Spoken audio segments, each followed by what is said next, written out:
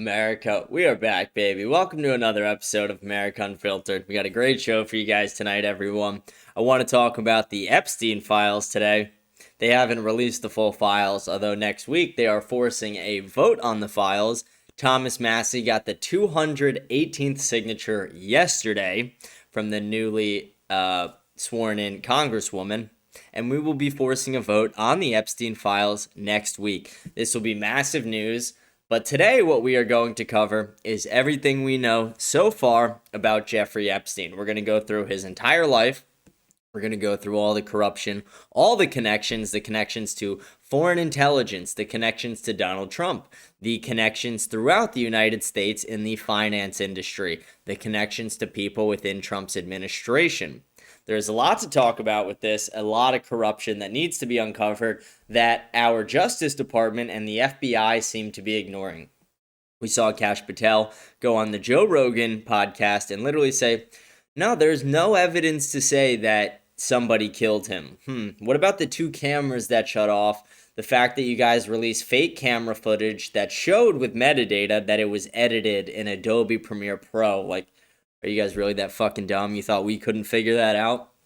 What about the fact that the top coroner in the nation said that the bones did not align with a hanging? They aligned with somebody choking him out to death. So we're going to go over all that today. I want to talk about a lot of these things. I mean, the entire thing has been as absurd as it gets. I remember when Pam Bondi said, I have the files on my desk, everybody. And then that bitch was like, they don't exist. The files don't exist. I don't know what was sitting on my desk. Like, you really can't make this shit up. They have done such a bad job at covering and handling the Epstein files. They even brought in a bunch of people to the White House in the beginning of the administration saying, we're going to do a phase 1 release of the Epstein files. Guess what? There was no phase fucking 2. There was nothing past that, and everything they found in phase 1 was just stuff that was already publicly available if you read the Ghislaine Maxwell trial transcripts. It was all information that was publicly available. So the Trump administration has done little to nothing to release the Epstein files, even though that was one of Trump's campaign promises. I mean, it's no surprise that a politician, because Donald Trump, that's what he is now. In 2016, he acted like he wasn't. He acted like he was just a normal citizen getting into politics. But then over time, he quickly became a politician, cozying up to corporations, billionaires, donors, lobbyists. And Donald Trump, a politician, lied to the American people saying, I will be the most transparent president of all time. This will be the most transparent administration of all time.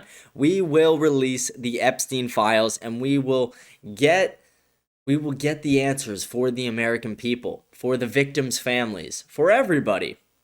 Then they were like, Epstein who? Are people still talking about Epstein? Oh, I was an informant in the case. That's all there was to, like, bitch. Fuck you. We're going to go into all this today. We're going to break it all down. I'm going to go through the timeline of Jeffrey Epstein's entire life, like I said. And throughout that timeline, I will explain to you all the different connections he has throughout the world and all the corrupt connections he has. I want to remind everyone to like, smash the follow button, smash the subscribe button on YouTube, rate the show 5 stars on Spotify, and leave a comment. Let me know what you think about the show. We got a lot of comments on our show yesterday. We got some amazing reviews on the show yesterday, so I want to thank everyone for that. People seem to be loving yesterday's episode. Very passionate episode. But we're going to go into the episode today. Before we do, remember to scan the code, join our Telegram channel as well, stay updated on all things America Unfiltered and America First. But with that, we are going to get right into the show. Hope you guys enjoy and hope you guys stay till the end. We will be reading all the comments at the end of the show today. What I have done today, and normally I don't do anything like this. Normally I just speak right into the camera. No notes, no script, nothing, just me and you guys. But there is an overwhelming amount of information when it comes to this Jeffrey Epstein file stuff, and I don't want to leave anything out. So I have created a timeline that I am going to be reading. I'm not going to be reading it word for word because I just wrote little short notes about the timeline, but I'm going to be reading through the timeline to you guys, and I will be commenting on it. I will be explaining everything that goes on within the timeline as well. So if you see me looking over here, I'm looking over at my timeline that I wrote down because I want to make sure to not leave any of this information out because every detail is important. There's not a single detail that is irrelevant in this case. So we are going to go right into the timeline right now. Hope you guys enjoy. I want to start in 1953 in Brooklyn. This is where Jeffrey Epstein was born, and then he attended Lafayette High School. He was very good at math, apparently, not good in other subjects, but a skilled math student.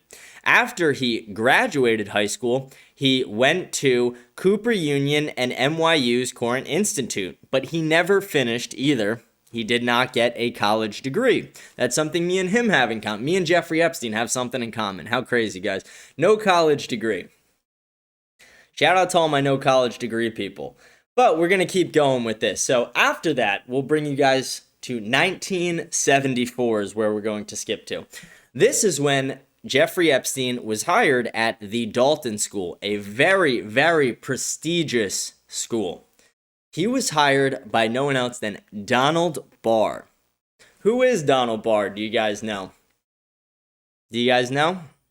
He was the father to William Barr, the attorney general who served under Donald Trump. This will become important later in our timeline, so I want you guys to remember that. But in 1974, they hired him at the Dalton School, an elite Manhattan prep school. Epstein became a math physics teacher at Dalton, despite having 0 college degrees, so something that is very rare. Normally, they would never hire a teacher, or most places would never hire a teacher that does not have a college degree, but somehow, Jeffrey Epstein was able to get this job at this extremely elite, prestigious Manhattan prep school. And like I said, Donald Barr, former OSS intelligence officer, father of future Attorney General William Barr, was the one who hired him. And some reporting says that Barr was the one who personally hired him. Again, this will all become very important later on in our timeline. In about 1976, so about 2 years after he started working there, Jeffrey Epstein was fired from the Dalton School. And most people would be like, why was he fired? He got hired. He seemed to be a bright young kid who was good in math. Jeffrey Epstein was flirting with the underage girls and making sexual passes to the underage girls. That's all the information we have been given. For all we know, there is more things that were done that were not released. But what we do know is Jeffrey Epstein was making sexual passes to minors at the Dalton School and was fired for this. And he met a lot of wealthy parents at this elite prep school. Again, this was a very elite prep school. So a lot of the people who went to the school had very wealthy parents, parents who worked in government, parents who worked in media, parents who worked in finance. And again, this will all become very, very relevant. So we're going to keep moving on. In 1976, he was let go from the Dalton School, and immediately from that, he was recommended by one of the parents from the Dalton School to a Bear Stearns position. Bear Stearns is a finance company, and he had a crazy jump in his career when he got to Bear Stearns. So he was hired as a junior assistant just on the trading floor, just another retard trader. Again, not to say all traders are retards, but you guys get what I mean. He was just a nobody at the company. He was nothing at the time. But within 2 years, he was able to make limited partner. He was able to be a partner at Bear Stearns within just 2 years of working in the finance industry. This is, again, another crazy thing where it's like, how did this happen? Because I know a lot of people who work in the finance industry, especially in New York City, and none of them are able to move that fast, that quickly. It is near impossible. I mean, unless your father owns the company and it's straight nepotism, that would never happen unless you either have blackmail on somebody, you are connected in a lot of ways, or there is some bigger conspiracy going on. So we're going to keep going with our timeline here. I want to keep explaining this to you guys. He made partner in about 2 years, and he worked in options trading and wealthy client advisory. So what he was doing is he was helping wealthy clients offshore their money to help avoid tax burdens. This is something known as money laundering for the most part. He was a very skilled mover of money, very skilled money launderer, Jeffrey Epstein. Jeffrey Epstein seems to be one of the most corrupt but also secretive individuals in the world. I mean, we know little to nothing about this guy. This guy moved up very fast in the finance world, was able to move millions of dollars for very high wealthy people, making some of the connections that formed all the later controversies in his life. And to move on with our timeline, In 1981, he had a very mysterious exit from Bear Stearns after a rule violation, but they never explain what the violation actually was, and no public information has ever been released on the subject. There has been speculation that it did have to do with money laundering, but there has been no official report and no data to prove this. But we do know for a fact that he was money laundering at Bear Stearns for these wealthy clients, so we can most likely assume that that was true. I want to take you guys on to 1982 through the rest of the 80s. This is where things start getting a little bit crazier. So Jeffrey Epstein starts his own firm, J. Epstein & Co. He claims to only manage money for billionaires, but he only had one client. And who was this client? This client was Les Wexner. If you don't know who Les Wexner is, Les Wexner was the owner of the Victoria's Secret brands, Victoria's Secret models, and all the companies under. I'm pretty sure Bath and Body Works was under there. A lot of different companies were under the Victoria's Secret umbrella. So we're going to keep going on with this. But through the 80s and even into the 90s, Les Wexner and Jeffrey Epstein worked very close together.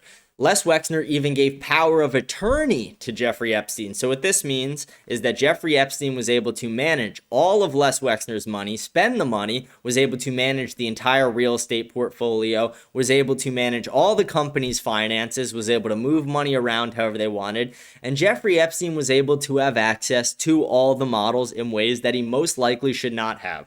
And that is where things start getting very hairy when it comes into the pedophilia aspect of Jeffrey Epstein's life. I want to get into that right here, just scrolling down on my timeline. Let's see. So, Jeffrey Epstein was funneling girls from the Victoria's Secret pipeline into his pedophilia ring. He was not only trafficking these girls, he was recruiting them for himself as well. We all know that Jeffrey Epstein was trafficking girls around the world, young girls who were under the age of 18. I don't know if you guys saw that Megyn Kelly video today where she was like, no, Jeffrey Epstein wasn't really fucking kids. He was just fucking 15-year-olds. Like, bitch, what are you saying? Like, Megan, I like some of the things you say, but what the fuck was that about? Like, that was a fucking crazy comment to say.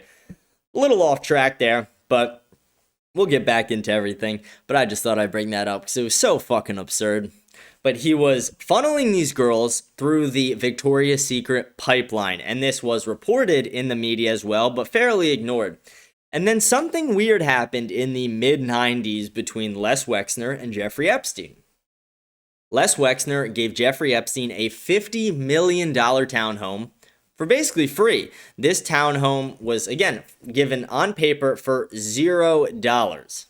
$0. And he got it for free, a $50 million townhome. The person who lived right next door to him and didn't live there before but moved in after was Howard Lutnick, the person in Donald Trump's administration. And I'm going to give you guys a little spoiler. There's not a lot of evidence to show that Howard Lutnick is that connected to Jeffrey Epstein outside of him visiting Epstein's house with his wife, which he has talked about in an Axios interview, where he claims he was shown a massage table in a weird massage room by Jeffrey Epstein and never went back again.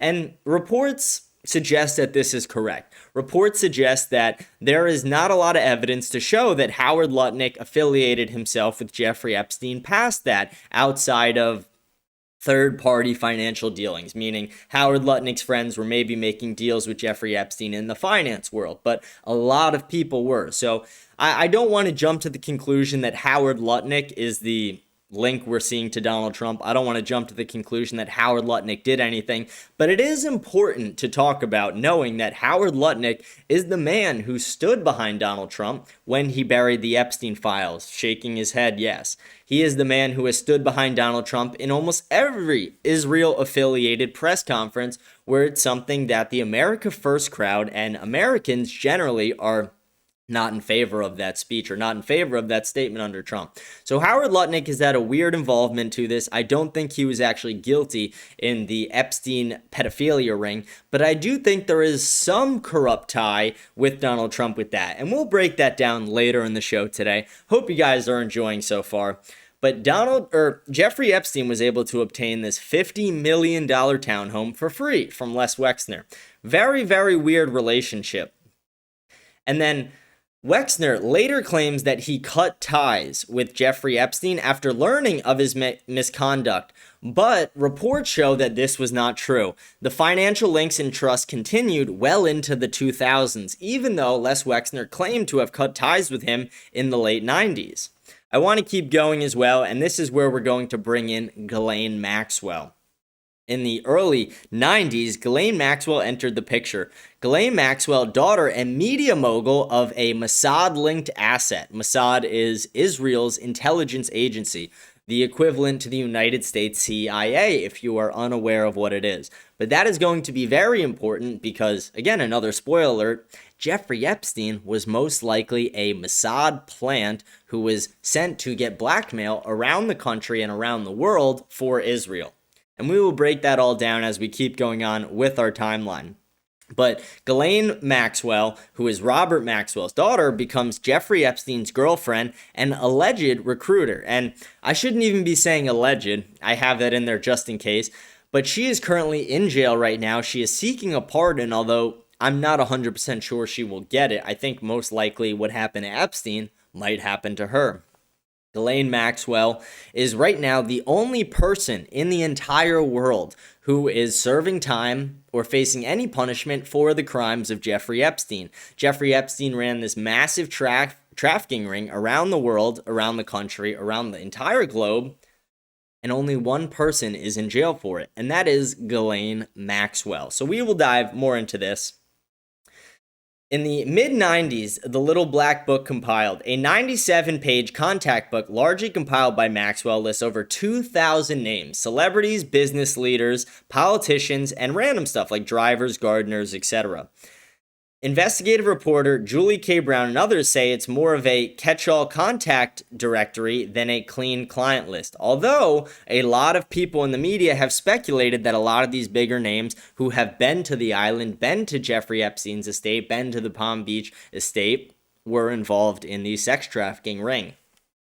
A redacted version of this was published by Gawker in 2015. A more complete version leaked online in 2019. A separate Maxwell Epstein directory dated 1997 is released in 2021. And victim's lawyer Spencer Kuvan says that there is no single client list, but there is surveillance tapes, phone records that will still be able to expose these people.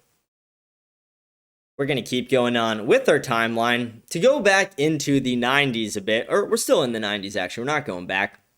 But I want to bring you guys back to Jeffrey Epstein at least, away from Ghislaine Maxwell for a second. And I want to talk about Epstein's connections throughout the world, how he built a name for himself, other than aligning himself as the power of attorney of Les Wexner, who was the head of the Victoria's Secret brands, other than moving within 2 years from an assistant trader, a fucking nobody at Bear Stearns, to a partner at Bear Stearns, something that is nearly impossible, and getting a job at the Dalton School with zero college degree.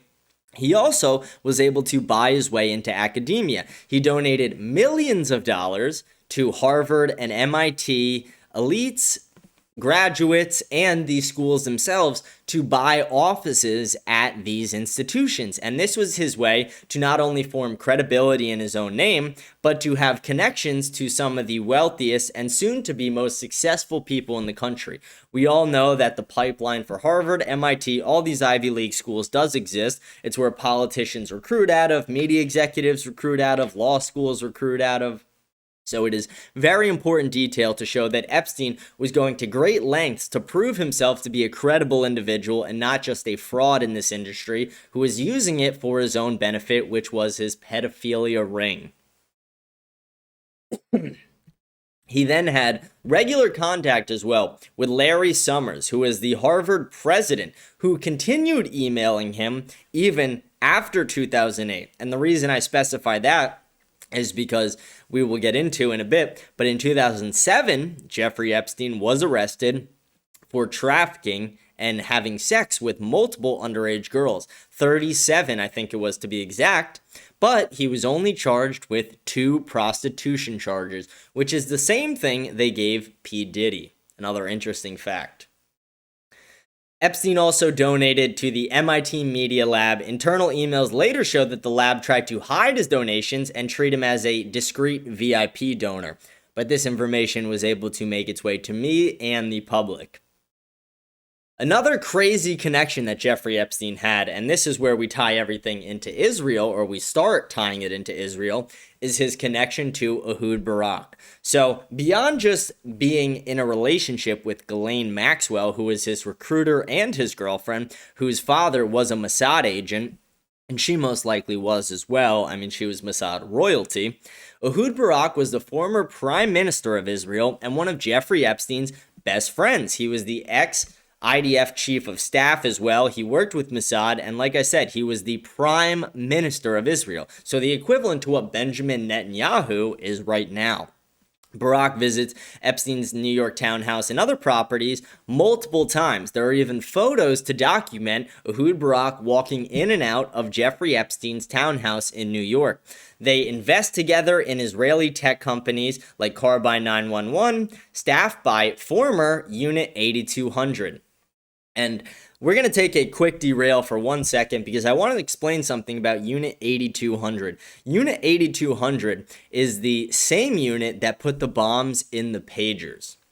If you don't know about the pager attack on Hezbollah, no offense, your head's been in the sand. This is something that has been known.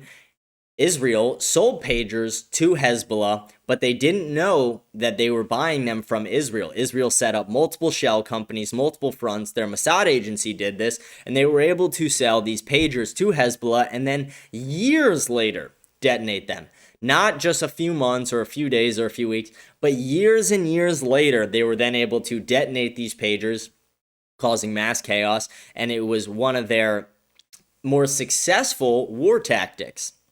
And one thing that is really scary about this and why I wanted to derail is because you guys can all look this information up as well. It's all verified. But Apple, Meta, Google, Microsoft, and multiple other American tech companies have all hired people from that unit, from Israel's Unit 8200. So that is why I have speculated on this show multiple times that there might be bombs in all our devices, or when I say all our devices, I don't mean every single device we have. I just mean all of us. All of us, some device that we all own in our homes or carry on our persons every day might have a bomb in it. And I don't say that to necessarily put fear in you. I say that to inform you on what the possibilities are when we have American companies who are allowed to work with people with that level of knowledge and skill in this hidden bomb conspiracy, whatever you want to call it.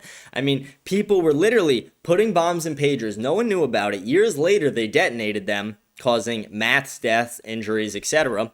And now we have those same people working in American technology sectors. That is something that should kind of scare everybody a little bit, kind of make everybody a little bit more cautious about Israel, about our relationship with them, and about the true intentions behind Mossad. I want to keep going. I want to talk about Prince Andrew for a second because this is another very important aspect to this. Prince Andrew, this was still in the 90s we're talking about, and in the 2000s this leaks into, but Ghislaine Maxwell introduces Prince Andrew to Jeffrey Epstein. Andrew is photographed with Virginia Giuffre, or Virginia Roberts, you may know her, in Ghislaine's London home in 2001. Witnesses and flight records place Andrew at multiple Epstein properties, New York City, Palm Beach, and island visits alleged by witnesses. And by some of the flight records, we can also verify that that is true as well. We know that they were raping Virginia Roberts multiple times. Virginia Roberts spoke about this in her book that released after her death, and we're going to get into her death in just a moment. But this is something that is extremely corrupt. And not only that, he also paid a private settlement to Virginia Roberts and her family. I think it was to the tune of $12 million for raping her and her being trafficked from Jeffrey Epstein and Ghislaine Maxwell to Prince Andrew. So we already have a verified... Sorry about that. We already have something that has been verified to show that Jeffrey Epstein is not just bringing girls for himself. He has a trafficking network, and it's a global network. This is expanding all around the world, all the way to Prince Andrew. It's not just within the United States. This is a global empire at this point. And then this is where we're going, or let me talk about the death of Virginia Roberts for a moment. We'll come back to it later in the timeline. But Virginia Roberts was somebody who said, I will not kill myself. I will not kill myself. I will never kill myself. And then she got hit by a bus. And while she was recovering, she said, "They tried to kill me. That was them trying to kill me. That was not an accident. It was on purpose." And then she said again, "I will never kill myself." And then just about 2 weeks later, she killed herself, allegedly. We know that most likely this was part of the Epstein machine. This was somebody who killed her to keep her silent. And another person who was allegedly involved in the raping and trafficking of Virginia Roberts or Guffrey was Bill Clinton. We all know about Bill Clinton and the Clinton machine. The Clintons have a higher body count than most sluts nowadays. I mean, the Clintons killed, allegedly, dozens and dozens of people. I do want to keep moving on. I want to talk about Donald Trump and I want to talk about Bill Clinton a little bit more. So Trump and Epstein they are both moving in the same industries of real estate within New York City and Palm Beach, Florida. They're both in similar circles. Epstein attends multiple Mar-a-Lago events, and Trump attends parties at Epstein's Palm Beach home. In 2002, Trump famously quoted that Epstein is a terrific guy who likes girls on the younger side. And we saw in the emails that have been released recently that Donald Trump probably knew about this. There are emails showing that Donald Trump spent hours at a home with multiple victims. They have redacted the name, but the name has been specified to be Virginia Roberts.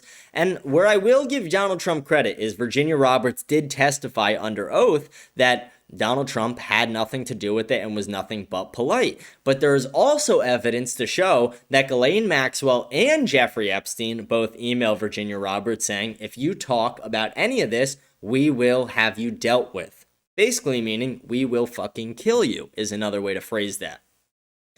In 2004, Trump reportedly banned Jeffrey Epstein from Mar-a-Lago. It was widely reported, and it was because of Epstein's alleged behavior with underage girls who were working at the club. This wasn't documented in a formal complaint, but repeated in multiple outlets and from Donald Trump himself.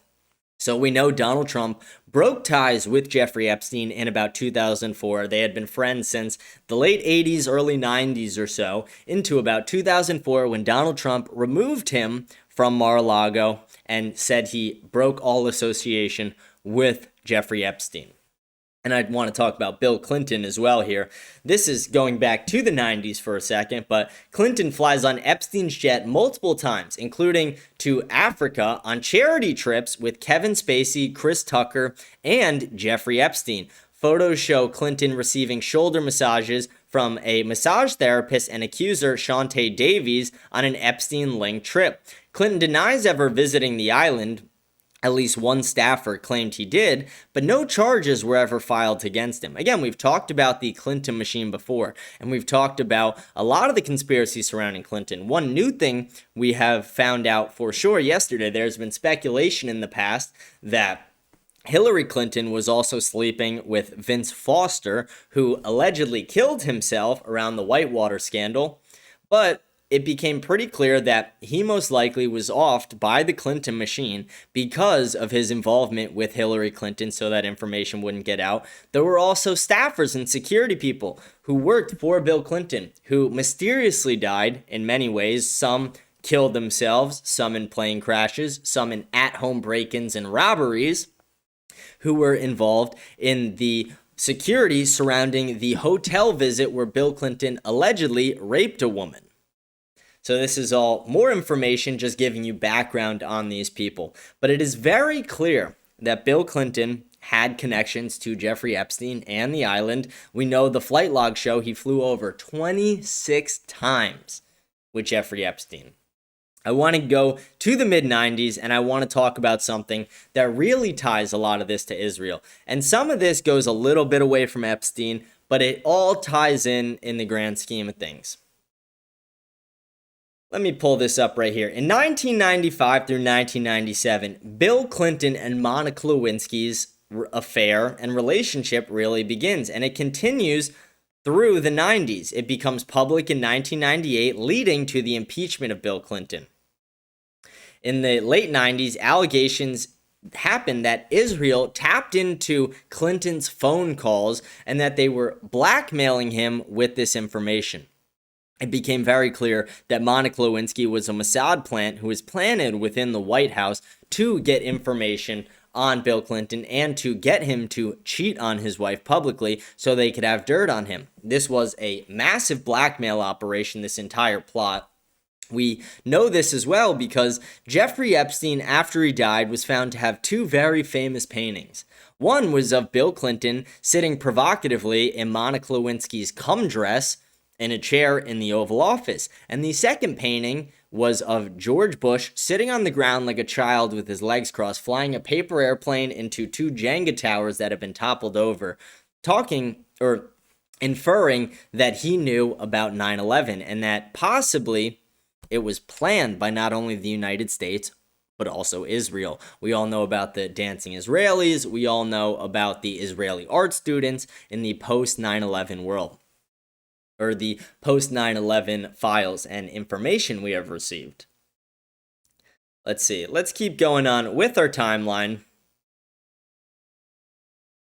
I want to go back to Jeffrey Epstein for a second. We'll talk about how all that ties in later, but for the most part, what I can explain now without spoiling anything for later in the timeline is that it ties in because this is an overall plot by Israel to blackmail not just the United States, but financiers, politicians, Hollywood elites, and world leaders around the globe.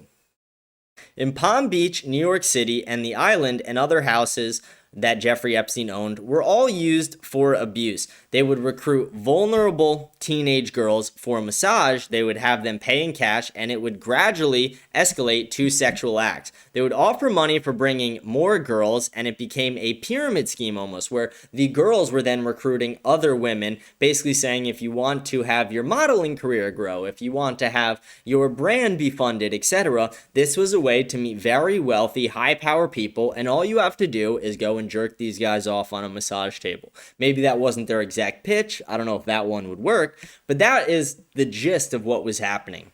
And then to bring you guys to 2005, this is when we get into Jeffrey Epstein's first arrest and the one that probably should have shut everything down in the first place, but really just got everything started.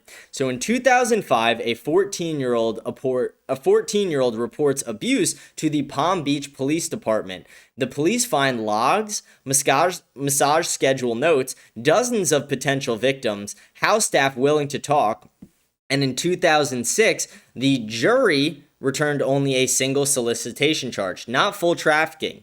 And then in 2007 through 2008, Alex Acosta gave him a non-prosecution deal. The federal case moves to the U.S. Attorney Alex Acosta. Epstein pled to 2 prostitution charges. He served 13 months in county jail with a work release up to 12 hours a day. He could leave 6 days a week. He could leave the jail. So he had the deal of a lifetime. He got caught fucking 37 children, trafficking 37 children, but was only charged with 2 prostitution charges. And he was able to leave jail 12 hours a day, 6 days out of the week. So he barely spent any actual time in the jail.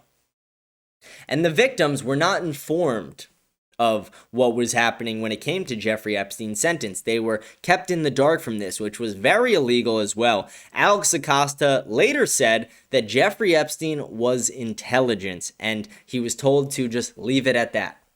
And that is the one person who has actually admitted out loud that Jeffrey Epstein worked with intelligence agencies. We know he has multiple links to Mossad, which was Israeli's intelligence. It is fairly clear he had connections to the United States intelligence as well, because we know CIA and Mossad worked together, and he was able to evade prosecution, not in Israel, but within the United States. I want to go to life after the conviction for Jeffrey Epstein because this is where things really start going crazy. In 2008 through 2015, Prince Andrew is photographed strolling with Jeffrey Epstein in New York City after the sex offender conviction, triggering a British scandal. In 2011, Prince Andrew emails him saying, "We are all in this together." This is very important as well. It shows that Prince Andrew knew that the hammer was going to inevitably come down on Jeffrey Epstein, and that there was a massive amount of media attention surrounding this subject, and they needed to do what they could to not only lie to the public, lie to the media, but they needed to get ahead of things. They were in this together. He was basically saying, if I go down, you go down as well. He also said we need to rise above this entire scandal and pressures Maxwell to insist he knew nothing about the allegations. This is publicly released in emails as well. And then this is where we get into Bill Gates a little bit. In 2011, Bill Gates meets with Epstein multiple times to discuss philanthropy. Despite Epstein's convictions, they met multiple times. And here's something crazy. Bill Gates was known to cheat on his wife. This is nothing new, no new information. We all have heard these stories. They have been not only in the tabloids, which you can't always trust, but there's been documented evidence to show that Bill Gates cheated on his wife multiple times, and his wife kind of let it go. And this is nothing crazy in the billionaire circles. This exists. A lot of billionaires, and I'm not saying all of them, but a lot of them have cheated on their spouses, and their spouses who aren't working have a very cozy lifestyle dating one of the richest men in the world, just seem to let it go. But when she did divorce him, because Melinda Gates did divorce Bill Gates, was after the Epstein conviction, the second one. So after all the ties between Jeffrey Epstein and Bill Gates came out, after Jeffrey Epstein was arrested and it became known to the world that he had this sex trafficking ring where they were going to an island to fuck kids, an island that Bill Gates visited, Melinda Gates decides to leave him. Why does she leave him? Does she leave him because of all the other times he cheated on her? Or does she leave him because he was allegedly fucking kids on this island? That is most likely what was happening. And I want to talk about Leon Black as well, a less known name in the Epstein topic. So Leon Black was a financier in New York, Apollo Global co-founder. He paid Epstein somewhere between $158 and $170 million for tax and real estate planning advice. Far more than previously known, and more than anyone should be paying for anything like that. That is not like... Do you pay your CPA? Do you pay him $170 million to do your taxes? And I know he wasn't just doing taxes, but he was paid $170 million by this guy. Most likely, he was very guilty in this sex trafficking ring. Internal reports for Apollo found no evidence that Epstein was working with Apollo himself, but confirms extensive personal finance relationship with Leon Black. Senate Finance Chair Ron Wyden later calls the payment suspicious and pushes for IRS scrutiny, noting Epstein lacked conventional tax credentials for such huge fees. In 2021, post Jeffrey Epstein's arrest, Leon Black resigned as the Apollo CEO and chairman. Amid the Epstein scandal, he later settles with the USVI for his role in financially abetting Epstein. He was one of the people who was financing Jeffrey Epstein's pedophile adventures, and most likely he was involved in them himself. This is where I want to circle back to Howard Lutnick for a second. Like I said, it is most likely, and when I say most likely, I would put it at 99-1, that he is not guilty in actually having sex with the children, or possibly even knowing about it. But he did know something very corrupt was going on, and it doesn't seem like he did much to stop it. Howard Lutnick, who worked at Cantor Fitzgerald, which we can note was the company that got attacked during 9/11. The plane flew right into Cantor Fitzgerald's floor. Cantor Fitzgerald owned multiple floors in the World Trade Center. Howard Lutnick was not there that day. He did have an excuse with taking his son to school, but we also know that Larry Silverstein did not show up either for the first time ever in history. This is something that shows that there probably is an underlying conspiracy surrounding 9/11. But where I will give Howard Lutnick the benefit of the doubt here is, well, Larry Silverstein didn't really have a good excuse. Howard Lutnick, his own brother, did die in the attack. So it is very possible that Howard Lutnick was not guilty in this or even knowing about 9/11, even though it could be possible. But most likely, I would say Howard Lutnick is not as guilty in that as Larry Silverstein, the United States government, the Israeli government, and possibly multiple other government officials around the world who were involved in the 9/11 attacks.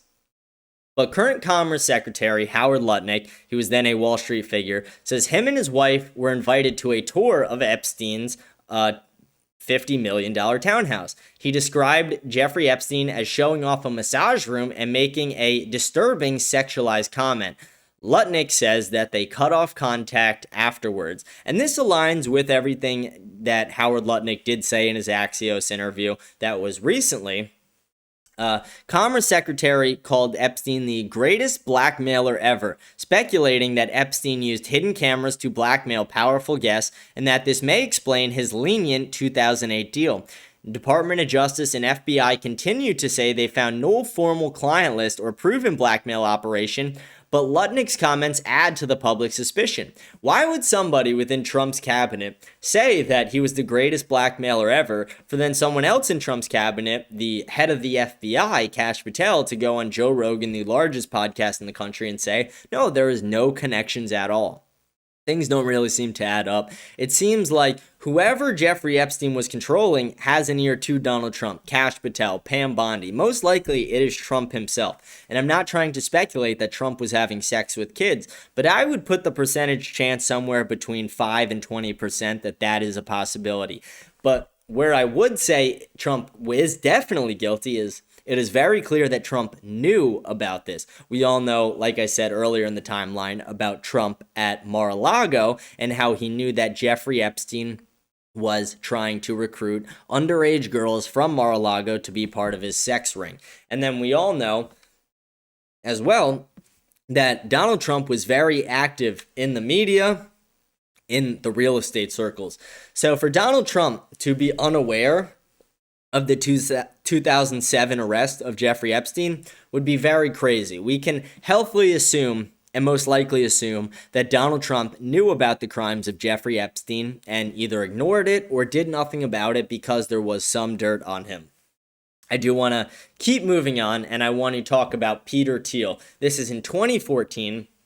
So Peter Thiel in 2014 scheduled multiple meetings with Jeffrey Epstein. The Wall Street Journal New York Times calendar investigation shows multiple scheduled meetings between Epstein and tech billionaire Peter Thiel around 2014. To give a little bit more background to Peter Thiel was the person who financed J.D. Vance. He opposed Trump in the past, and then he went to pro-Trump. Very similar to Vance, almost like it was a planned play. That is one of the reasons on the show I speculate that we should not trust J.D. Vance. I mean, you really can't trust a guy who changes his name 3 times. I mean, that's odd enough. But to then align yourself with somebody who is so aligned with Jeffrey Epstein is another huge problem. Let's see. Recent reportings indicates that Epstein-linked investment deal with Thiel connected to a firm that later generated profits for Epstein's estate, suggesting there was multiple financial arrangements, but details are still emerging from new documents, and I'm sure next week when we get the full release of the Epstein files, we will get more information on that. And then next week, I'm probably going to do a part 2 to this because there's going to be an insane amount of documents that get released if the vote goes through. And if the vote doesn't go through, it will show us what politicians are protecting pedophiles. And we'll be able to look at their donors, who their donors are, see possible connections to Epstein's. And again, if they don't want to release the Epstein files, they leave us no choice but to speculate. And we're not going to be insanely specific when we do speculate. We are going to name everybody who is possibly linked, not just the people who are definitely linked, which we would get if the files were actually released in their entirety. Let's see. We're going to keep going right now. I'm just scrolling down in our timeline. There's some stuff I'm skipping over that's just less important details. I was working on this timeline all day. But I want to talk about the Virginia Giuffre lawsuit that I said we would come back to.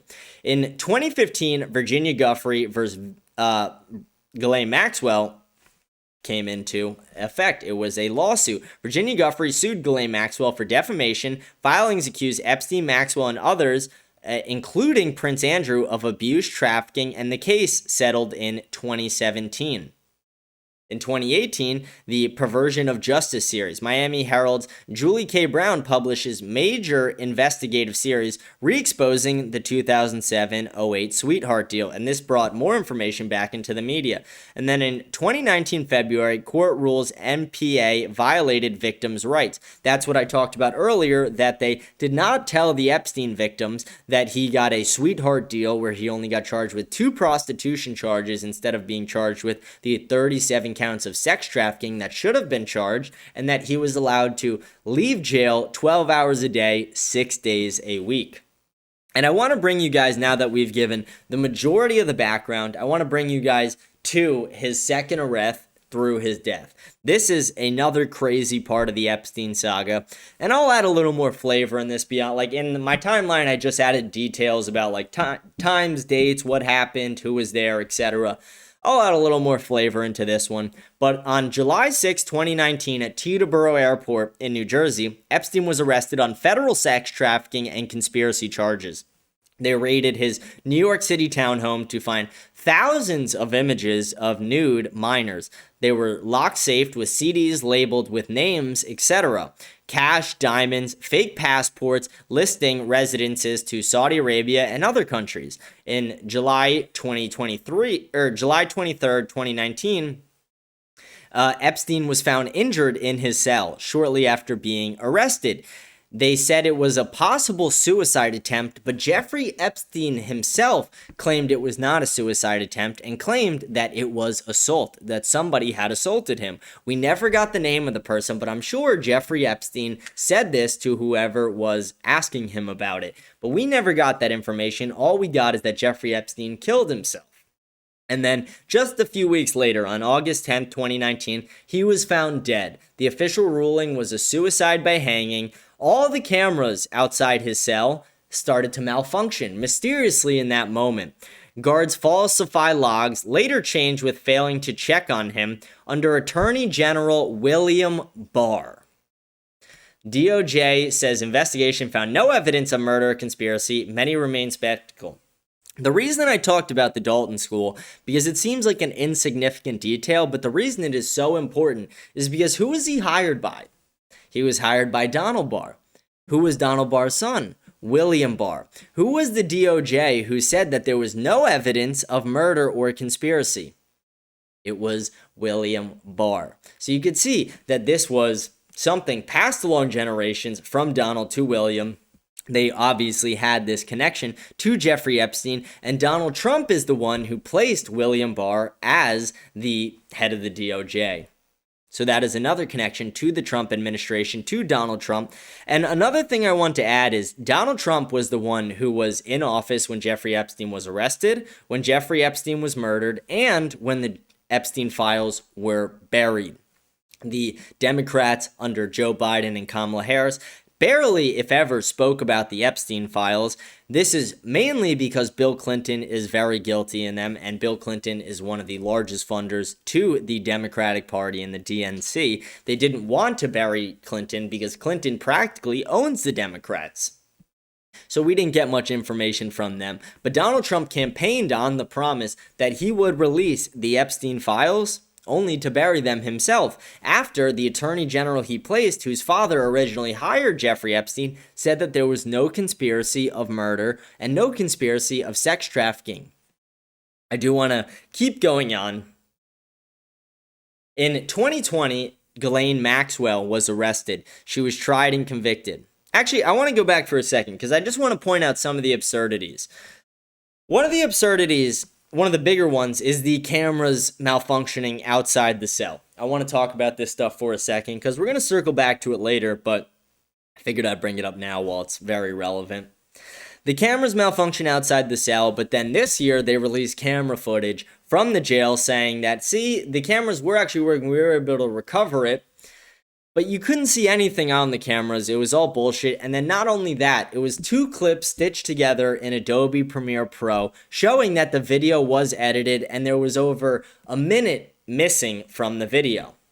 A lot of people speculate that Epstein was taken out of the jail and he was removed and he is still alive. Although I do believe he is most likely dead.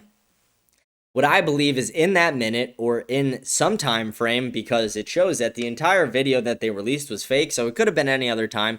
But given, like, let's say that what they released is true, that those two videos were of the cell that day, but there was a minute missing. Does it really take more than a minute for multiple people to go into Jeffrey Epstein's cell, tie a quick noose with the bed sheets, choke him to death, and then put him in the noose, and then leave him there and walk out? It doesn't really take more than a minute if you have the correct team. And it is very possible, with the amount of connections tied to this illegal sex trafficking ring, that was the case. And that is what I am running with. I'm going to say that it most likely happened in a bigger span than a minute. Most likely that entire video was faked or was from a different day and not from the day they said it was, because we know that it was edited due to the metadata. The fact that the White House team didn't know about metadata, like, ugh, are you fucking kidding me? I'm going to take a quick sip of water before we keep going on with our timeline. Hope you guys are enjoying the show. We've been going on for 50 minutes, haven't taken any sips. Oof. My throat. I really burnt my throat out on yesterday's episode. I was just fucking going off yesterday. Very passionate episode. Today's a little bit more of a just direct timeline, news-framed episode. We're going to keep going on. I want to talk about Ghislaine Maxwell a little more and Ghislaine Maxwell's arrest. So Ghislaine Maxwell was arrested in 2020, convicted for sex trafficking and conspiracy, sentenced to 20 years in jail. Various civil cases unsealed thousands of pages of records. The DOJ and FBI reportedly said there was no Epstein client list, just various contact books and logs. Politicians from both parties pushed for the full release of the flight logs, black books, tapes, and surveillance footage, although they have very little success in doing so. But next week, we finally have got the vote to push for the full release of this information. This is where we're getting to the end of our timeline here. But we have Senate Financier Wyden details that Leon Black actually paid over $170 million to Epstein, more than originally reported. The House Oversight Dems and GOP released tens of thousands of pages of emails from Epstein's estate naming Larry Summers, Larry Page, Elon Musk, Peter Thiel, Prince Andrew, Steve Bannon, Donald Trump, and multiple other targets. And then the Dems released emails showing Epstein emailing about Trump, Russia, trying to position himself as a geopolitical fixer. GOP released ones that show extensive contact with Larry Summers, Ehud Barak, and multiple other Israeli officials.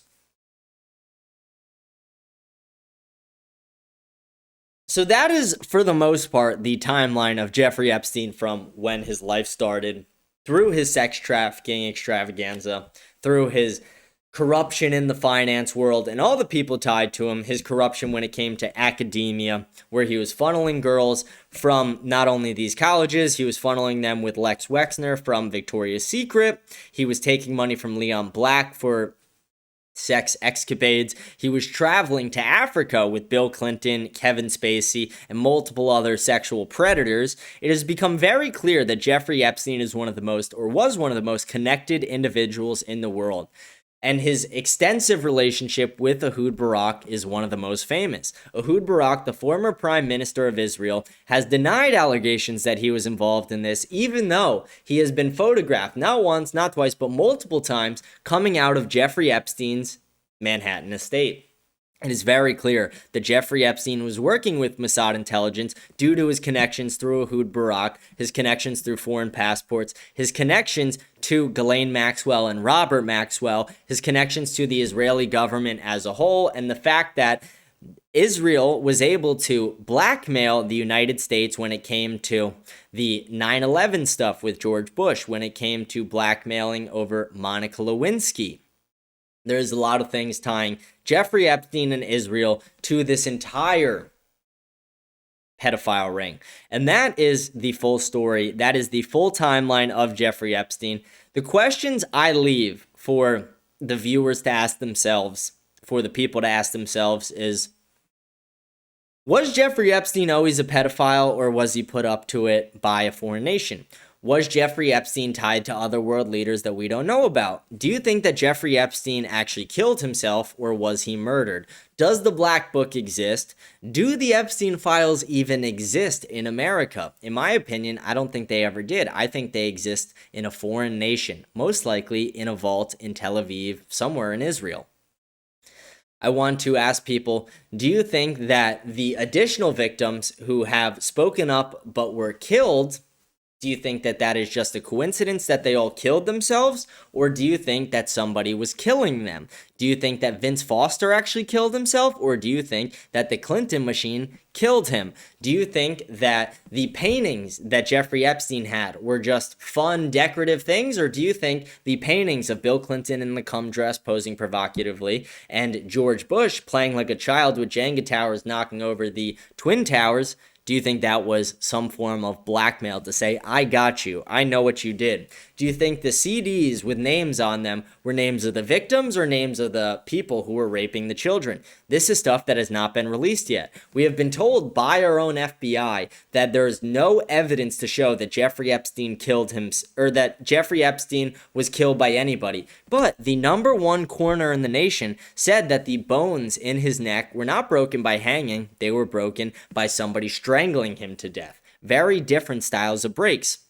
We were also told that there is no evidence of blackmail, but Howard Lutnick himself said that he was the greatest blackmailer of all time.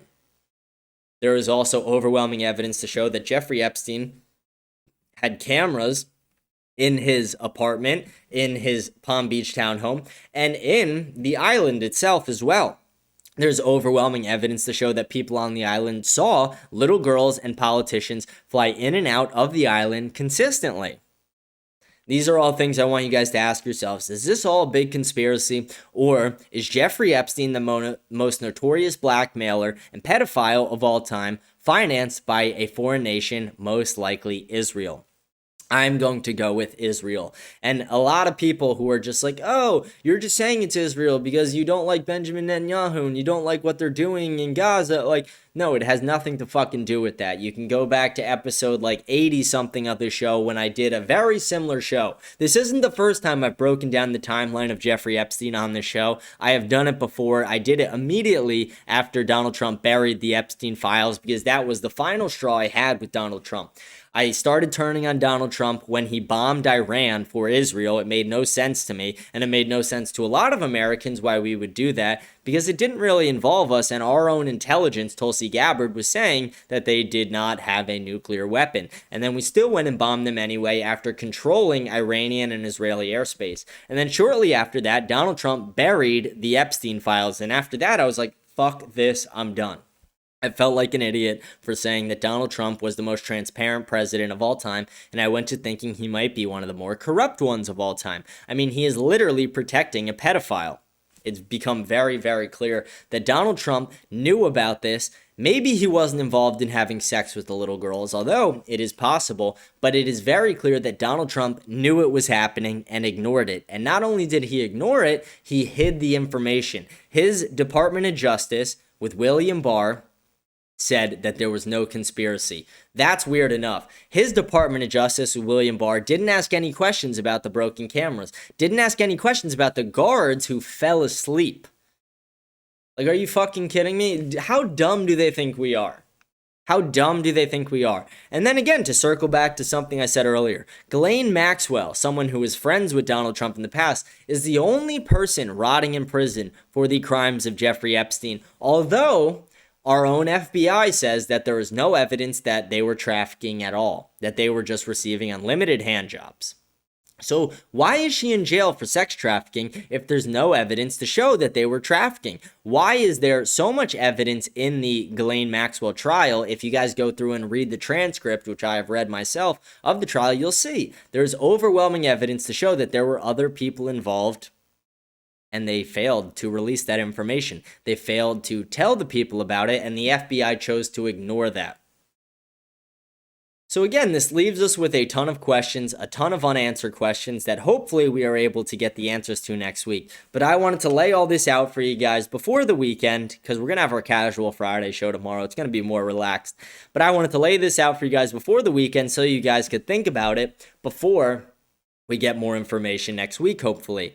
And on Tuesday, another big thing is happening. Just yesterday, another Epstein victim, unnamed so far, but has came forward and said that they are willing to talk. They will be in an X space with Diligent Denizen, who has been on top of this. He has had Juliet Bryant in his X spaces as well, who is another Epstein victim who was able to sneak out Polaroids from the island. But this person is also, beyond just going in an X space, is going to talk in front of the Capitol with Thomas Massie and Marjorie Taylor Greene on Tuesday morning in front of thousands of people. This is breaking news that it will hopefully shake the internet and shake the world. We need answers on this. We cannot have pedophiles running the country. We cannot have pedophiles running our government. We cannot have a foreign nation running a pedophile ring through the entire globe to get blackmail on leading politicians, world leaders, moving money around and moving little girls throughout the country for these people to rape and have sex with. This is terrible. If this is continuing, this is terrible that our administration is ignoring it. It is terrible that the FBI allowed this to happen. I want to, at the end of this is going to be the end of the show before we go into our comments. I want to take a moment and I want everyone to just say a prayer to themselves. Say a prayer for the victims of Jeffrey Epstein. Say a prayer for their families, the dead victims, the alive victims. I want to say a prayer that we are actually able to get answers about this, because it is very important that we use the power of prayer. Christ is King. It is very important that we put our actions and intentions in alignment with the will of Christ, because this is stuff that is infuriating, and I don't want anyone acting out of line because of all this information.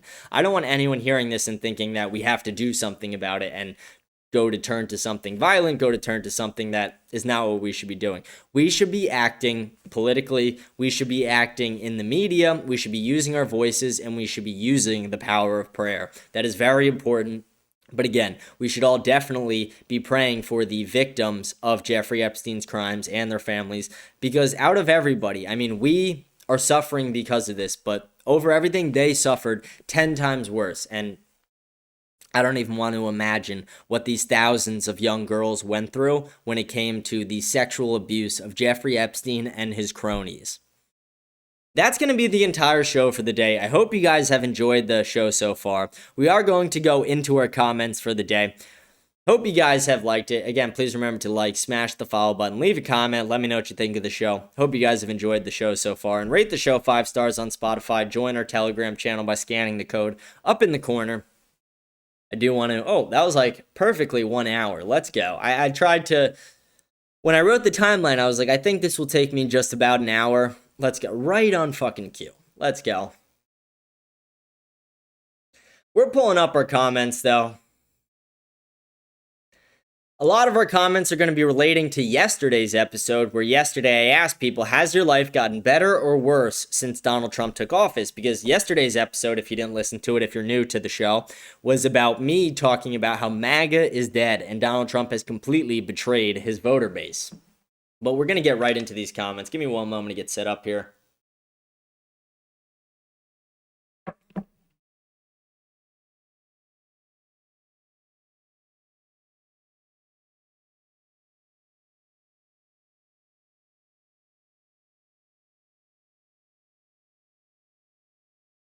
Here's the first one.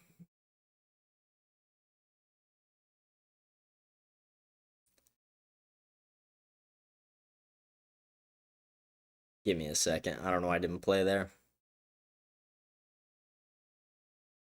My life has worsened since the Trump administration. I was not able to be a journey's assistant anymore because of the economy and the job market. I am hoping to get into the plumbers union in January, hands pressed together, but for now I am merchandising beer and spirits. It's amazing how many fat people I see strolling around in these stupid mobiles. I know God is taking care of me, however. God bless James. God bless you as well, sir. Yeah, I mean, there are way too many fat people, and they do little to nothing to figure it out. But yeah, I agree with you. My life has not gotten any better, if anything, gotten worse since the Trump administration took over. Let's see, you were not able to be a journey's assistant anymore because of the economy. Yeah, the economy is fucked. Donald Trump was like, you guys don't have to worry about the economy. It's doing great. It's like, dude, We can feel the economy crumbling in front of our eyes. It is not fucking good at all. You're hoping to get into a plumbers union. That's awesome. I'm going to say a prayer tonight that you are able to. I'm really sorry that that's going on. I'm really sorry that this is impacting your life in that way. And that's one of the reasons I wanted to ask this, because I actually give a shit about what's happening to the American people. I actually care what the American people are feeling and thinking. And Donald Trump may say, no, the economy's fine. If you're talking about the economy being bad, you're just a Democrat. Like, fuck you, Donald. I'm further right than you. I could talk about the economy in the fucking toilet because I'm experiencing it myself. And so are my viewers. So are the people who I care about. So are the people who are your voter base or who were your voter base. So I'm very sorry you're going through this, sir. God bless you. God bless your family. I'm going to say a prayer for you tonight that you are able to get into the plumbers union. You are able to start picking things up a little bit. It is very sad what's going on. Very, very sad. And getting in a union is a good idea because, again, when we start to get older and get more into power, people high up in unions endorsing an America First president, that'll be a huge key to success. The unions have a lot of power in a lot of ways. Let's see. We got another comment here, but thank you for your comment, sir. I appreciate you.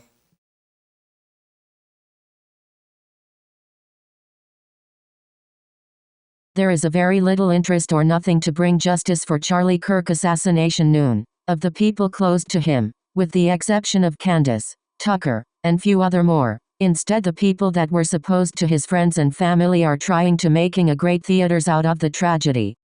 Yeah, it's actually really fucking embarrassing the way everybody who was around Charlie Kirk is acting about this now, because it does seem like the only people who are trying to get information about this are Candace Owens, Tucker, and very few others. And I was somebody who, I denounced a lot of Candace's original theories, but I came to the conclusion over time, especially as Candace has vindicated herself multiple times, that we have to fully support Candace in this, because it is clear that the Trump administration, the FBI, and nobody else really seems to give a shit. I mean, Jack Posobiec is nonstop tweeting about Lance Twiggs, who is fucking missing, and tweeting about, like, the furry escapades of Tyler and Lance Twiggs.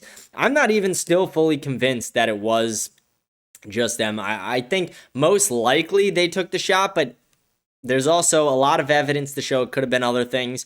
Could have been something like the pager attack. It could have been, I mean, I originally said, like, I've shot 30-06s before, and, like, I've had weird things happen with bullets where you expect it to go through something, but it doesn't, and I've always said, like, there are weird things that happen with bullets, so it is possible, but at the same time, like, a 30-06 would blow a fucking hole in an F-150. It would blow a pumpkin up, you know? Like, it would make someone's head explode like a pumpkin.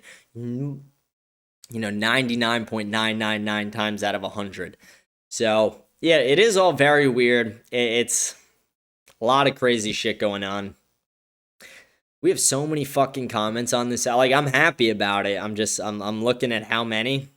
So many comments. That's awesome. I'm loving that the show is getting bigger. I appreciate you showing your support. I appreciate you speaking out about what happened to Charlie Kirk. It was just over 2 months ago. It was on, it's November 13th. So on September 10th it happened. Very, very sad that we still haven't gotten answers. And I disagreed with Charlie on a lot, but Charlie was an inspiration to me and to millions of young people around this country. Someone laid out the pros and cons here of Donald Trump's administration. We're going to check it out with our next comment.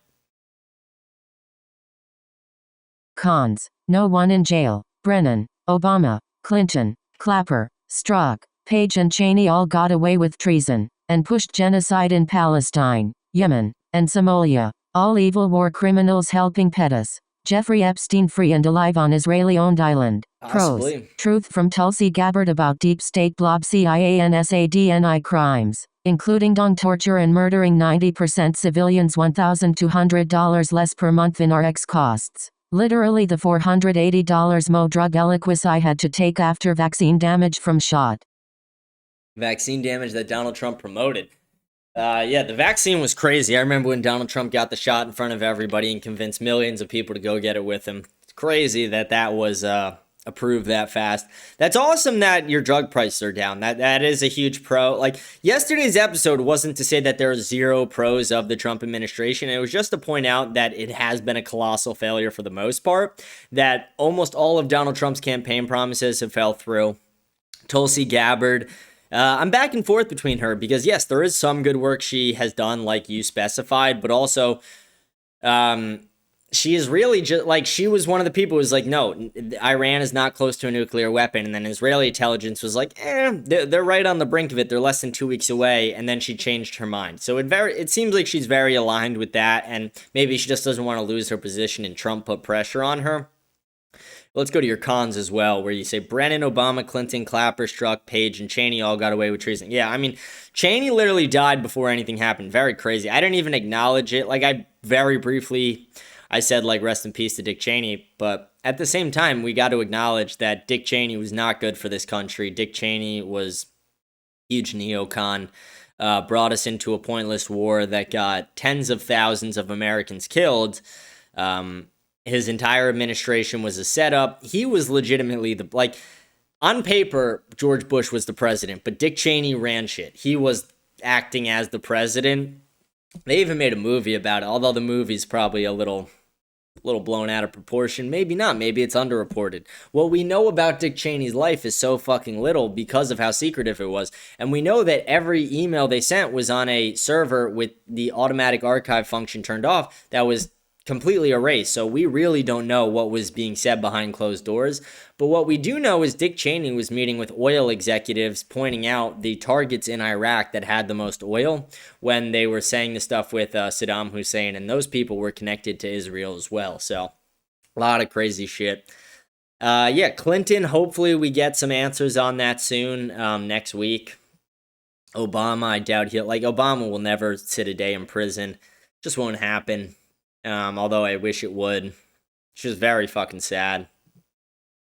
We're going to keep going on with our comments. I appreciate your comment. I appreciate your perspective. This is why I asked this. I'm very glad people gave me their perspective on this. Because yes, there is some positives, but at the same time, we have to be able to call out the negatives. And I want to understand people's positives as well. Because yesterday's episode was really all about the negatives. And it's very important to me to know what you guys are thinking. Bro, we realistically had two choices for president. Do you think we would be better off with Kami as our president? I'm not happy with a bit of what Trump has been doing, but he was still the better option. Obama deportations were almost 410K the first year. No politician will save us. Nick Fuentes will save us. Nick Fuentes will save us one day when he's the president. No, I don't think Kamala would have been better. I never said that yesterday. I even literally said yesterday in the episode that Kamala would have been worse. I'm pretty sure I said that. If I didn't say it yesterday, I've said it multiple other times in the last few weeks. Kamala's a fucking idiot. I mean, Kamala's a drunk wine mom. Kamala's a dumb bitch. Like, there's nothing good or appealing about Kamala Harris. I'm not saying she would have been the better option. My only point is Donald Trump fucking lied. Donald Trump went back on everything he stood for in 2015 and 16. That was the overall point. I'm not trying to be a dick. I'm just trying to specify. A little tired right now. We're going to keep going, though. This is one of our Gen X listeners. Gen X here, and all my people are on the same boat as you. All this makes me FN disgusted. The nail in the coffin was the phrase Epstein WHO. We all were done. Absolutely nothing has changed but got worse. Fuel, food, just living in general is insanity. Him and his cronies campaigned on the Epstein price of living. And we going to be T-HEMO-ST transparent administration. BULLSHT cash. Bongino. Trump are all ruined after this. Especially Bongino, he can't ever have a credible podcast. Yeah, I mean, first of all, I want to say I love that I shit on Gen X and boomers a lot, so I like that some Gen X people look past that and still stay around. That's appreciated. And I don't look at it on like the individual personal basis. I just look at the generation as a whole, because I know a lot of Gen Xers, and they're so fucking tied into like, Fox said this, CNN said this, they said this, Trump said this today, Caroline Levitt said this, and it's like, you guys are propagandized. Do your own fucking research. But yeah, when he said Epstein who, it was like, what the fuck is happening? Like, seriously, dude? Seriously? The guy you campaigned on releasing the files for, that's who, bitch. Fucking insane. Yeah, for the most part, I would say fuel is not terrible unless you're in like a really fucking liberal state. I don't know what state you're in, but like fuel near me is not that bad, but food is bad, living, very expensive. Price of living is so fucked up. And I love how it read out, though, we're going to be the most transparent administration, all differently, because you like capitalize some letters to show that you were talking in sarcasm. And yeah, Dan Bongino and Cash will never be able to have a credible career after this. I mean, they're fucked. Let's see. And you said you're a first-time listener to the show, so I appreciate you tuning in. Hope you're tuning in to this one. Hope you're tuning in for the future shows. We do one every night. This is from Fidel. Oh, Fidel.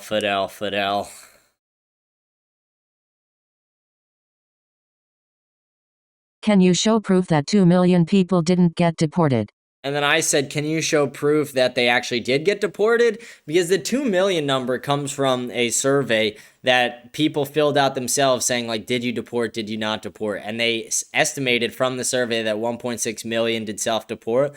But the actual numbers don't show that. And all the other reportings and all the other reports by every news outlet shows that it's most likely false. And the numbers are most likely under 500K right now. Donald Trump needs to be doing a lot more for deportations. And a big, like, people could be like, oh, Obama did this and this year, did this and this year. But it's like, we just funded ICE to the tune of $150 billion. And I don't think people get the scale of that. ICE was getting $8 billion a year. Now they're getting $150 billion a year. ICE is like the fourth highest funded military unit in the fucking world. Or it's somewhere along those lines. It's like top 10 at least. But I'm pretty sure it's top 5. I don't want to misreport. But ICE is one of the highest funded military units essentially in the entire world, and we're not getting the deportations we were promised. So it's like, where the fuck is that money going? Let's see. We're going to keep going on with our comments. Fidel, you got to do better about some of this stuff.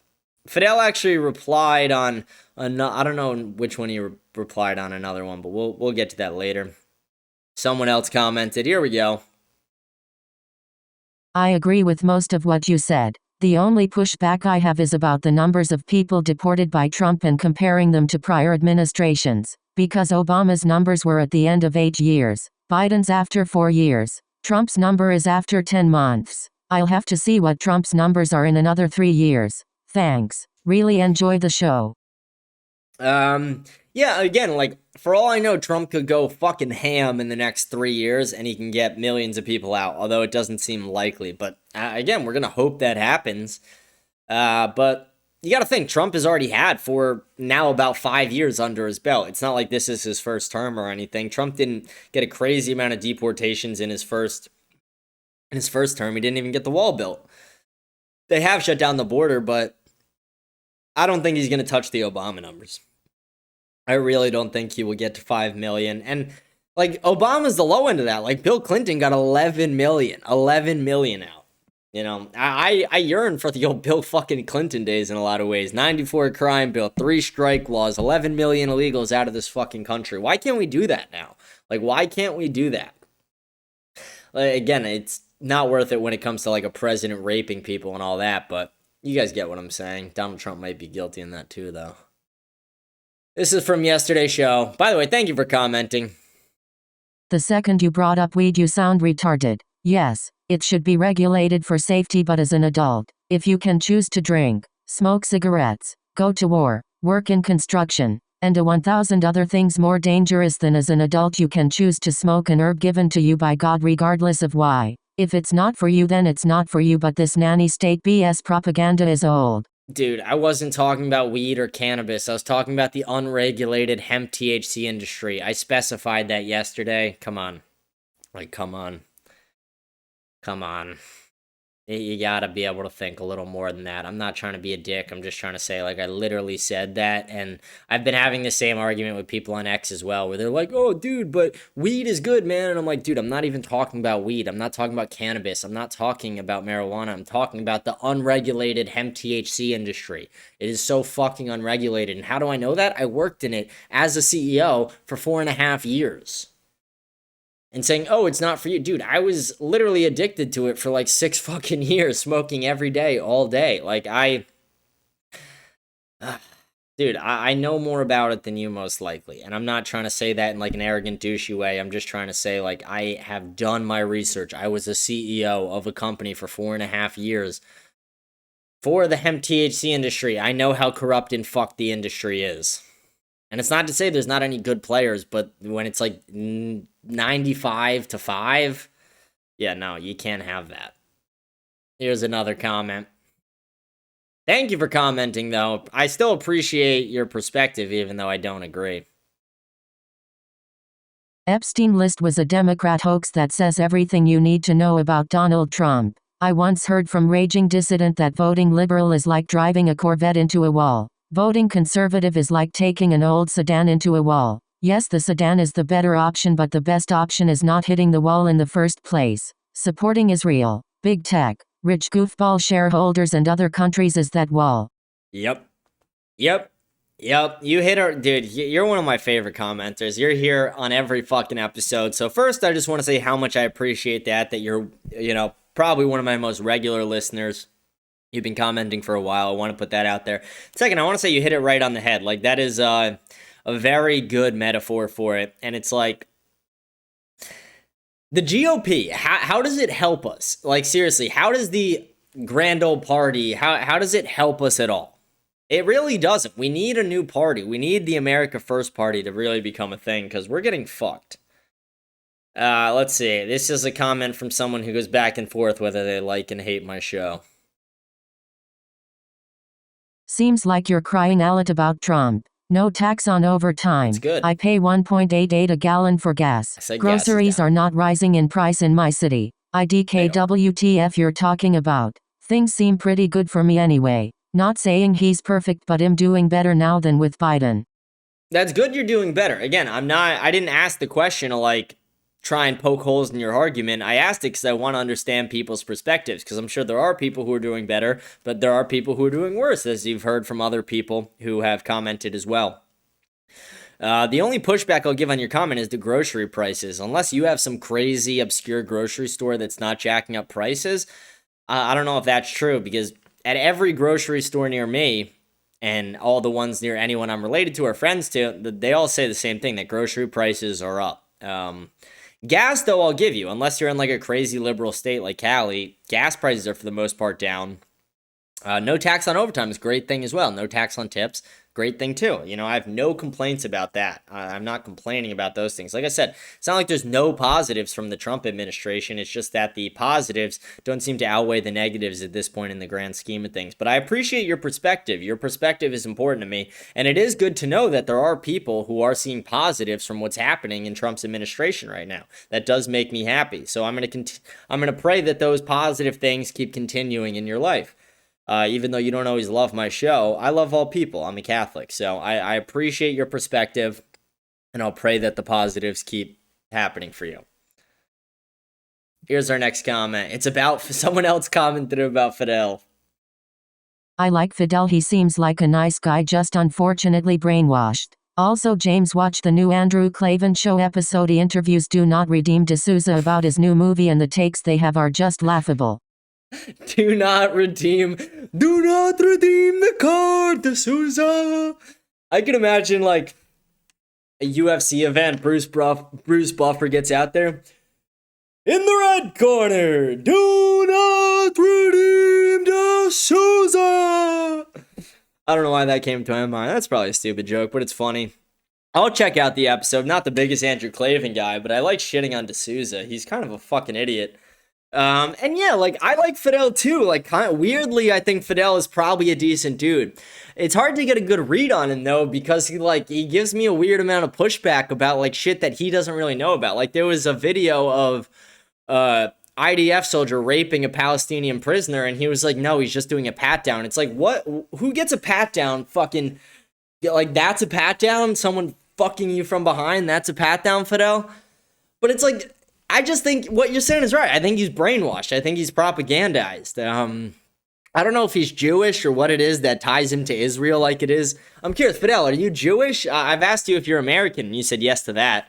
Are you a Jewish American? And it's not a bad thing if you are. Again, I know multiple people who are Jewish that I'm very close with, but it's about putting your American identity over your Israeli ties. That's where it becomes a problem. And so I want to know, if you are a Jewish American, Where does your alliance stand? Are you more aligned with America or Israel? Like, who do you hold higher? And if you hold them equally, I have a huge problem with that. Or if you put Israel first, I have a huge problem with that. And if you're not a Jewish American, I'm curious why you're so fucking obsessed with defending Israel, because it doesn't seem like Israel does anything to help us. And I've laid out the facts on this show. Sometimes I'm a little more flavorful with it. Sometimes I'm a little more direct. But I've laid out a lot of facts on this show over the last, 50, 60 episodes showing how Israel is fairly guilty in manipulating United States politics. Even in this episode alone, I laid out all the facts with Jeffrey Epstein and Israel. Curious what you think of all that. But yeah, I like the fucking guy too, kind of. Like, weirdly, I like the guy. I hope that we can red pill Fidel. That's my goal right now, is red pilling you, Fidel. Here's another comment we got, but I appreciate your comment, appreciate your input. I'll check out that Andrew Klavan thing. It's more of a golden shower than a golden age. Dog face with tears of joy, face with tears of joy, face rolling on the floor laughing, face rolling on the floor laughing. Yeah, dude, I don't know where that came out. I was just, like I said, I don't write scripts for this show. Today was one of the very few days that I'm actually using something as a reference point to read off of. Usually it's just me and the camera just going right at it. I was just thinking, I'm like, they're calling this the golden age. It's like, I feel like I'm being pissed on. And then in my mind, I was like, that's a golden shower. You know, it feels like that. They're pissing on us and telling us it's rain. That's literally what's happening. And then there was a reply to your comment. Oh, this is something this is an interesting, this is going to be funny. Google when the Jews were expelled from Spain. Then Google when Spain's golden age began. Fiddle is gonna be cheesed. Dude, all my commenters are now ganging up on Fidel. Guys, let's be nice to Fidel. Let's try and red pill him. But yeah, I thought that was interesting because I do think there's actually evidence to show now that Columbus was a Jew who was expelled from Spain. There is some evidence to show that now, especially with the new DNA records that said he was part Jewish.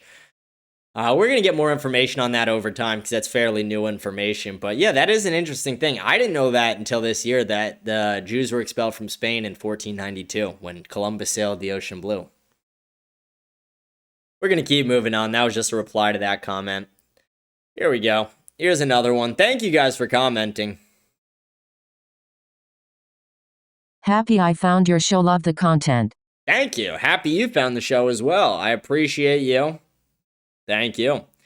We're going to go on to our next comment here. We got a bunch of these.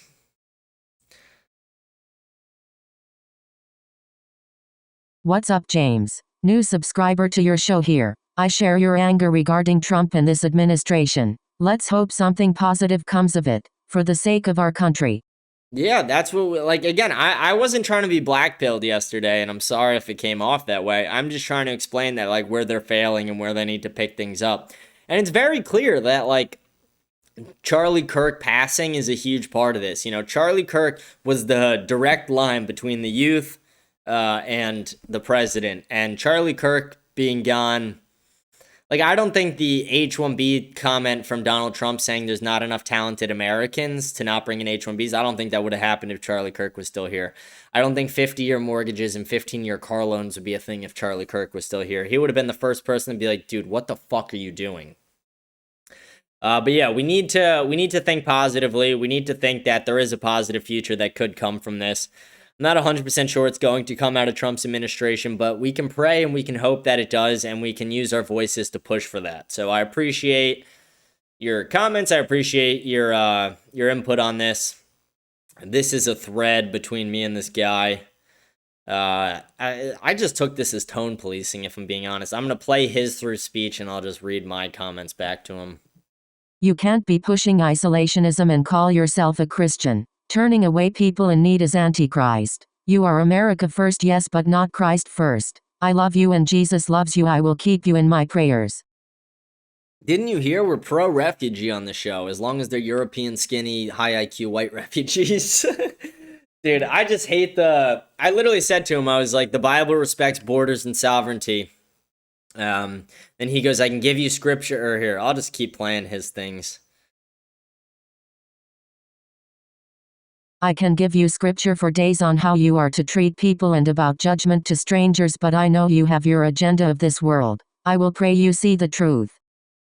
And then I said, stop with your I am holier than thou stunt. The Bible and Pope both respect sovereignty and borders. And he goes, I am not holier than anybody. I'm a sinner just like you. Dude, holier than you, it just means like the way you're talking, your tone policing. You got to be able to see that. He goes, read the scripture before you try and use it for your worldly agenda. Don't be angry. Instead, repent. Dude, like, we're allowed to have anger. It's hatred we're not supposed to have. We're supposed to feel all ranges of emotions. That's insane. And it's just tone policing at a point. And then he commented again. I see what you are doing, and Nick Fuentes and Tucker too, using the Lord's name to condemn the less fortunate. You claim that you are of the Lord, but we both know you're white supremacy pushers using scriptures as a mask. God bless you, and I hope you find your way. White supremacy would mean I said white people are better than everyone else. I never said that. All I said is America should remain a majority white country. It, again, is not unbiblical or unchristlike to say that the people who founded this nation should retain the majority of the nation. That's not crazy. Like, if we want the Constitution and the laws to be able to sustain time, then the people who brought those laws, their ancestors, etc., they need to be the ones who are in charge of this country for the most part. And if we import the entire third world into this country, eventually America will not be America. It will just be more like those third world countries. And then someone came with a long quote from Pope Leo. Let's get that. Let's get that going. Pope Leo said this: states have the right and duty to protect their borders, but this should be balanced by the moral obligation to provide refuge. With the abuse of vulnerable migrants, we are not witnessing the legitimate exercise of national sovereignty, but rather serious crimes committed or tolerated by the state. Increasingly inhumane measures are being taken, even politically celebrated, to treat these undesirables as if they were garbage and not human beings. We heard this before. They're not treating migrants who they're deporting like garbage. They're treating the people who have committed heinous crimes like they're garbage. And that's not that crazy to think about. And again, it's not like we have a Christian nationalist society. So you're like holding the government to a standard that doesn't even exist in the country yet. And also your entire thing, like you have M dashes and all that. It looks like this is written with ChatGPT. Maybe it's not. And also, people can give me shit for saying this, but I don't think the Pope should be that involved in politics, if I'm being honest. Bread and wine, thank you. But, the Bible we can sometimes reference, the politicians themselves, but like the Pope should be involved in Catholicism. The Pope should be involved in holy law, not in the United States law. Hot take for some. That's that thread right there. Now we have another thread here with another one of our Israeli shills. Some of this is in fucking Yiddish. Fucking insane. Do you support Iran? Flag of Iran having a nuke. Im Yisrael Chai. Translation: the nation of Israel is alive even though there were Nazis and Groypers and Hamas. We will stay forever. Yechi HaMelech. Long live the king, the Rebbe. Dude, do you realize Israel funded Hamas? Like, shut up. And then I go, Iran wants a nuke to deter Israel, not America. No, I don't want them to have a nuke, but they wouldn't even be trying to build one if we didn't destabilize the entire region for Israel. Let me ask you, does Israel have nukes? They deny it, but it's very known, and they refuse to sign the nuclear treaty. And then this is his response. Just ignoring what I'm saying, of course. Iran, Hamas, Hezbollah, Nazis, jihadists, Groypers all have the same agenda. They hate the Jews because the Jews are the chosen nation, and God gave them the land of Israel from the river to the sea.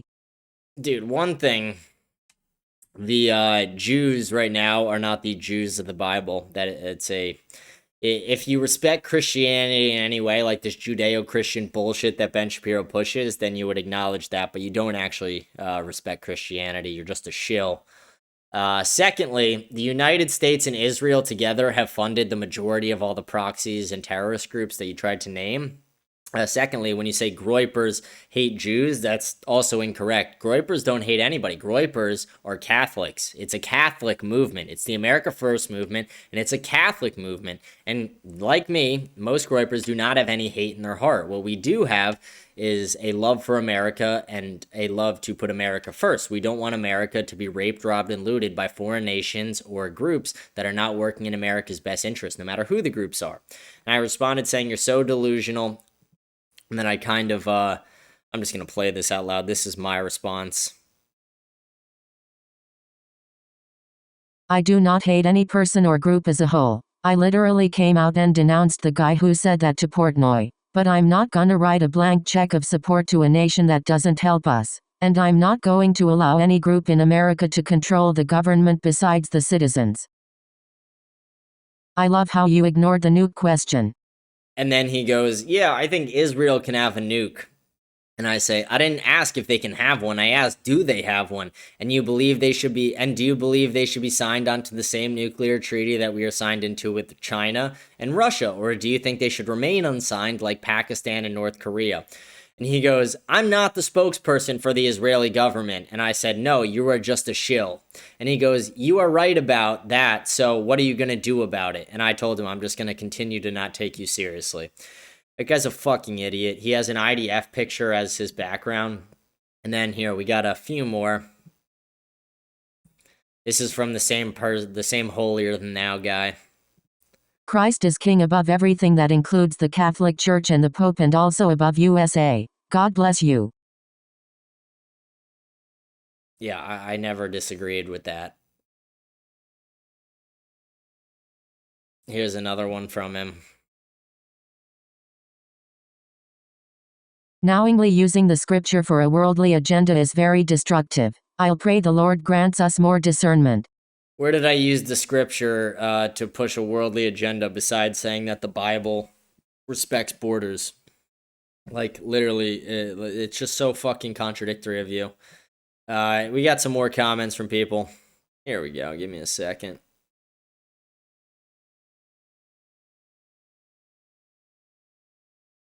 Luke 17:21. You won't be able to say, "Here it is," or "It's over there," for the kingdom of God is already among you. Meaning growing closer to God is often not found in brick and mortar churches. Catholic, Christian, Jehovah, you name it. It's all about Jesus. However, the religions itself is in fact Satan's tactic at dividing us and making people think that God will come save us when God's will shall be done through us. We God-fearing people. Tired of hearing Catholic this, Christian that.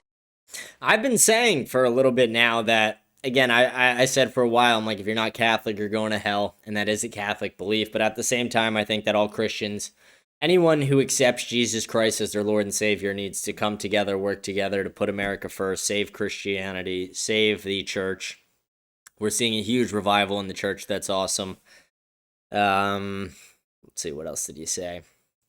I don't think it's Satan's tactic necessarily. I'll disagree a little bit there, but I do think some people are tired of like the debates between the different things, but at the same time, I understand why. Like, people just like to debate, and like everyone loves to be right about shit. We're gonna keep going though. We got a few more comments. James, you're funny and very talented, so I hope you take what Lord Warrior and Ragudampler say on board. You call out a lot of BS, but there are major contradictions with your preachings. Don't alienate entire groups of people needlessly and bring people together if you want your country to lead the good fight or be a good example for humanity, but maybe I'm the naive one. Yeah, I mean, I rarely generalize entire groups. Like, sometimes I do with Muslims, but it's really just the Muslims who are okay with the things that their Prophet Muhammad did with Aisha, who accept like multiple wives and beating their wives. I shit on Mormons a bit sometimes, not always, but sometimes, because like I feel like that was just an excuse for Christians to fuck multiple women.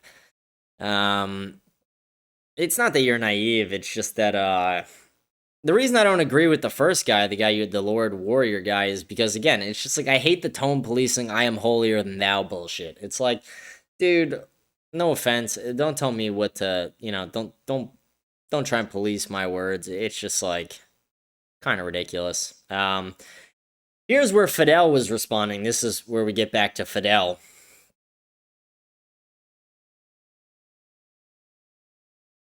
So a gay Jewish black person should be a billionaire?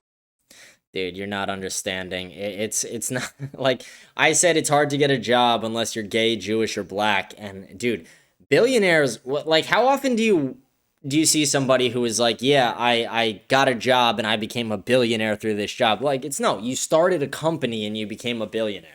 Entrepreneurship doesn't mean you have to be black, gay, or Jewish. It just means you could be anybody who's willing to put in the fucking work and has a good idea. I'm talking about getting jobs, like in the finance world and in like all the S&P 500 companies. Like 95% of their hires over the last 5 years were fucking minorities and DEI hires for the most part.